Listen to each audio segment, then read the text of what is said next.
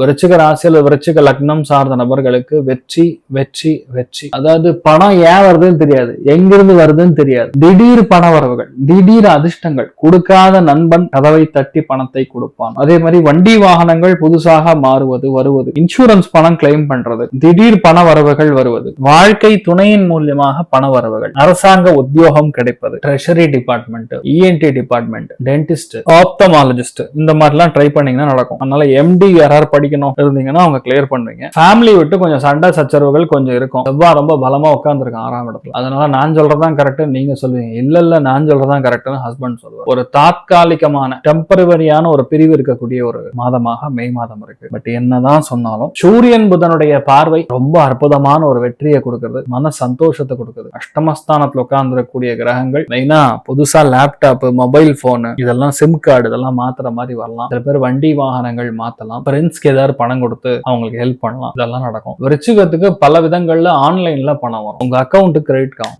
இந்த மாசம் second half is going to be glorious.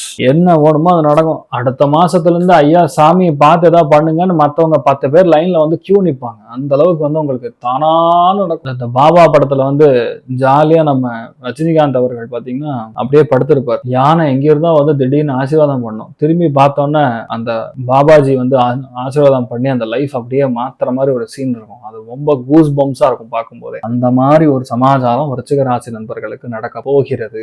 Life turning point, life changing moment, அதெல்லாமே இந்த மாசம் 20ஆம் தேதிக்கு அப்புறமே எல்லாருமே உங்க வீட்டு முன்னாடி லைன்ல வந்து நிற்பாங்க. கும்பாபிஷேகத்துக்கு எல்லாம் கூப்பிடுவாங்க, தலைமை தாங்குவாங்க. வெறித்தனமா இருக்கும், வேற லெவல்ல இருக்கும். நிஜமாவே தெய்வம் நம்ம கூட இருக்கோம்னு நினைச்சுப்போம். என்ன நினைக்கிறோமோ அது நடக்கும். அந்த அளவுக்கு ரொம்ப நல்லா இருக்கக்கூடிய ஒரு காலகட்டம் அப்படின்னு சொல்லலாம். என்ன ஓடுமோ, எந்த முக்கியத்துவம் வேண்டுமோ அது எல்லாமே நடக்கும். சூப்பரா இருக்கும். சந்தோஷம் 90, பொருளாதாரம் 100. என்ன பண்ணணும் இந்த காலகட்டங்களுக்கு? உங்களுக்கு மெயினா கபாலீஸ்வரரை மனதார வணங்குவது ஏற்றத்தை கொடுக்கும்.